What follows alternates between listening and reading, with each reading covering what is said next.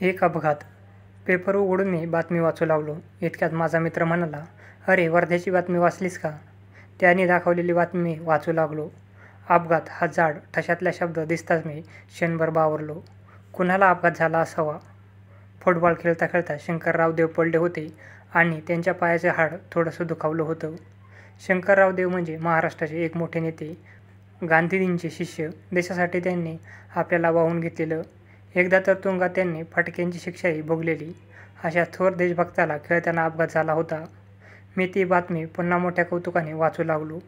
तेव्हा माझा मित्र हसून म्हणाला, "युद्धाच्या बातमीपेक्षाही या बातमीत तो अधिक रंगून गेलेला दिसतोय." मी उत्तर दिलं, "असं काय आहे त्यात?" त्याचं बोलणं आणि हसणं थांबेपर्यंत मी गंभीरपणे गप्पा बसलो. मग मी हळूच म्हणालो, "ही बातमी वाचून फार आनंद झाला मला."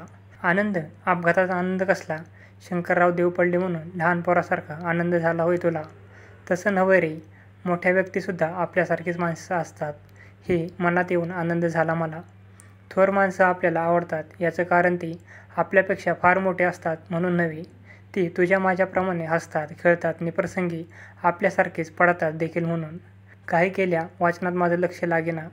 राहून राहून शंकरराव देव आणि फुटबॉल यांची आठवण होत होती मला.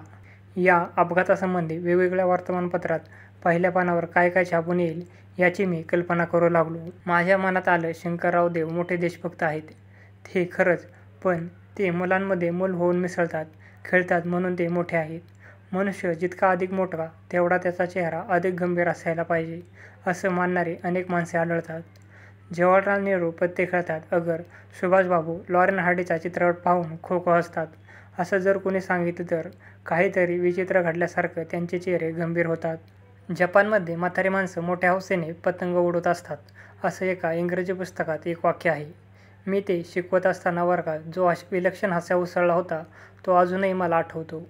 वर्गातल्या प्रत्येक मुलाचं हास्य जणू म्हणत होतं, म्हातारी माणसं पतंग उडवतात, छे. लहान मुलांना आजोबांचा चष्मा लावलेला त्यातला प्रकार आहे हा. उद्या म्हातारी माणसं लंगडीही खेळतील. म्हाताऱ्या बायका फुगड्या घालू लागतील आणि डोक्याला टक्कल पडलेले लोक, पाठीला पोक असलेले लोक हुतुतू करीत एकमेकांना मारण्याचा प्रयत्न करतील. किती हास्यास्पद आहे हे. जपान हे जगातलं एक प्रमुख राष्ट्र आहे. याचं कारण तिथली म्हातारी माणसं लहान मुलांसारखे पतंग उडवतात, असं मी त्यावेळी बोलून गेलो. वाक्य तोंडातून गेल्यावर मग मला वाटलं, मुलांच्या हसण्याला उत्तर म्हणून आपण भलतंच बोललो, पण आता वाटलं माझं हे बोलणं बरोबर होतं. वर्तमानपत्रातल्या त्या बातमीवर माझी दृष्टी पुन्हा स्थिर झाली. त्या बातमीतल्या अपघात ही अक्षर माझ्या डोळ्यात कसं खुपू लागली. माझ्या मनात आलं, ह्या वर्तमानपत्राचा संपादक अरसिकच आहेत. शंकरराव फुटबॉल खेळताना चुकून पडले असतील, त्यांच्या पायाचं हाड थोडंसं दुखावलंही असेल, म्हणून काय या बातमीचा मथळा श्री शंकरराव देवांना अपघात असं छापायचं? छे. मी जर या वर्तमानपत्राचा संपादक असतो तर या बातमीचा मथळा मोठ्या ठशात छापला असता, पण तो श्री शंकरराव देवांना अपघात असा नाही तर श्री शंकरराव देवांचे अभिनंदन असा.